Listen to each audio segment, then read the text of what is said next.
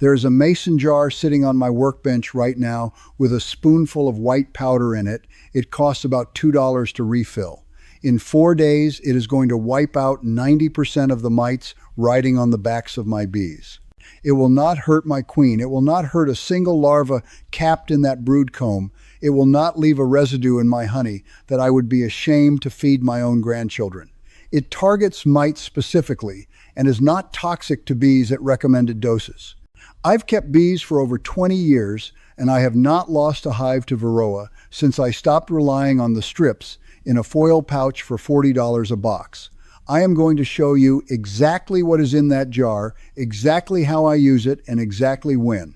Then I am going to tell you something that should make you a little angry, which is that beekeeping supply companies have known about this for decades, and most of them still push you toward a chemical treatment that costs 20 times as much and does not work half as well. Stay with me. By the end of this, you will know how to clear Varroa out of every hive on your property this week for less than the cost of a single bottle of soda. Let me start with what most beekeepers get wrong, because if you do not understand this part, nothing else is going to help you. Varroa mites do not live on your bees the way a tick lives on a dog. Most of a mite's life is spent inside a sealed brood cell, hiding under the wax cap, feeding on a developing bee before it ever hatches. That is the whole problem right there. Any treatment that only kills the mites walking around on adult bees is only catching a fraction of the mites in your hive. The rest are sealed away, safe as a bank vault, multiplying while you feel good about the treatment you just did.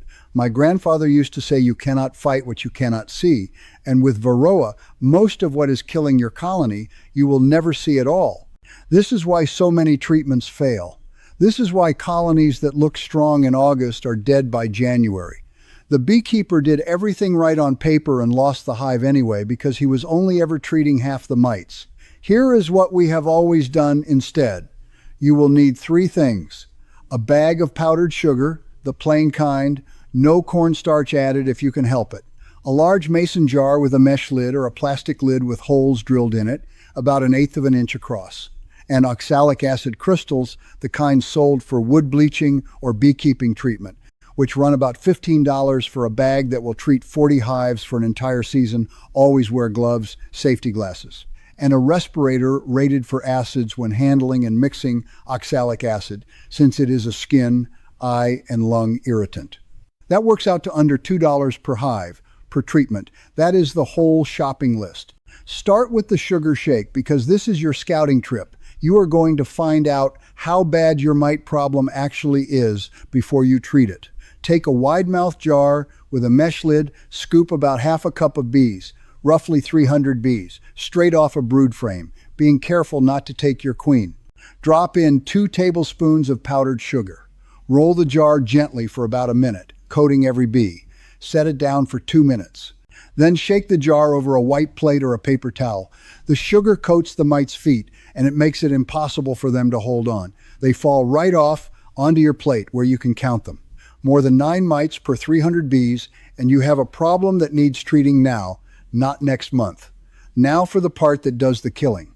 Oxalic acid works because it is a mild organic acid, the same compound found naturally in rhubarb and spinach, and it does something specific to a mite's body that it does not do to a bee's body. It burns the pads on the mite's feet, and it damages the mite's mouthparts on contact. A honeybee's exoskeleton is built entirely differently. She walks right through it without a mark on her. That is the whole secret. It is not that oxalic acid is gentle. It is that it is precise. The method I use is called the dribble method, and my own father used a version of it before there was ever a name for it. You mix 1 tablespoon of oxalic acid crystals into a liter of warm sugar syrup, 1 part sugar to 1 part water. Stir until the crystals disappear completely. Draw the mixture into a large syringe, the kind without a needle, just a plain tip. Pull each frame of bees and dribble 5 milliliters, about 1 teaspoon, directly over the cluster in each seam between frames where the bees are sitting. You are not pouring it into the comb. You are trickling it across the backs of the bees themselves, and they groom it off each other within the hour, which spreads it through the whole cluster. Here is why timing matters more than almost anything else in this whole process. Oxalic acid only kills mites it can physically touch. It cannot reach through a sealed wax cap. So the best time to treat is when your hive has the least amount of capped brood, which for most of the country is late fall, after the queen has slowed her laying down for winter, or in early spring before she has ramped it back up. Treat a hive in the middle of summer with a full frame of capped brood, and you are only killing the mites out walking around, which brings us right back to the same mistake everybody else is making. If you catch a hive with almost no capped brood at all, one treatment can knock out 90 to 95% of the phoretic mite population in a single afternoon. That is not a guess. That is what university apiary programs have measured over and over, in Europe first, where oxalic acid has been used since the 1992, and now across research stations here at home. Now here is how you scale this to a whole apiary instead of one hive.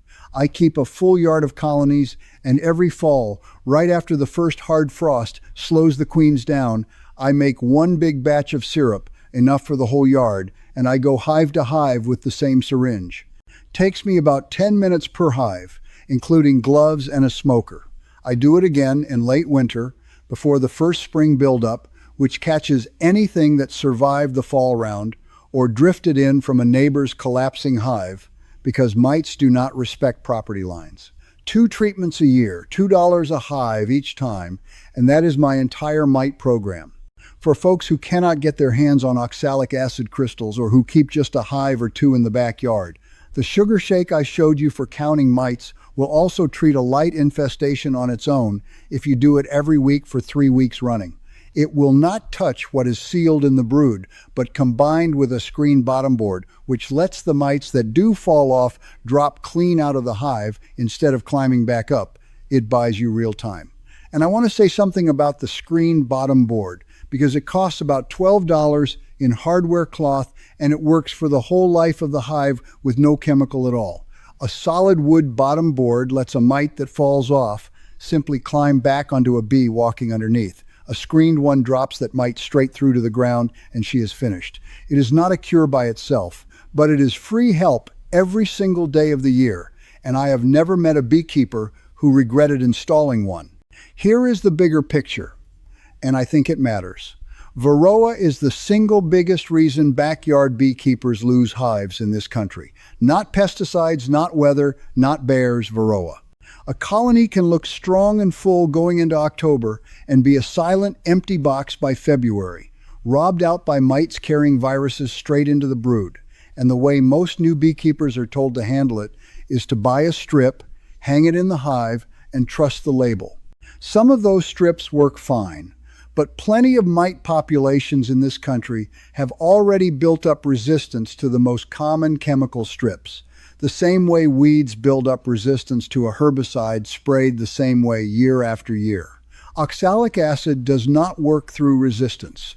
It is a burn, not a poison. The mite's body can adapt around, and that is part of why we have used it, in one form or another, for as long as we have kept bees at all. So, here is what I want you to do this week. Pull 300 bees and run the sugar shake. Count your mites. If you are over that threshold, mix your syrup, fill your syringe, and dribble your hives on the next cool morning. Install a screened bottom board if you have not already. $2 a hive, 10 minutes a colony. No foil pouch, no $40 box, no chemical residue sitting in the wax. Your family is going to eat honey out of next summer. Tell me in the comments where you keep bees and what your mite counts have looked like this year. I read every one of them. Next time, I'm going to show you a traditional way to keep wax moths out of stored frames using nothing but a cedar box and one ingredient most of you already have in your pantry.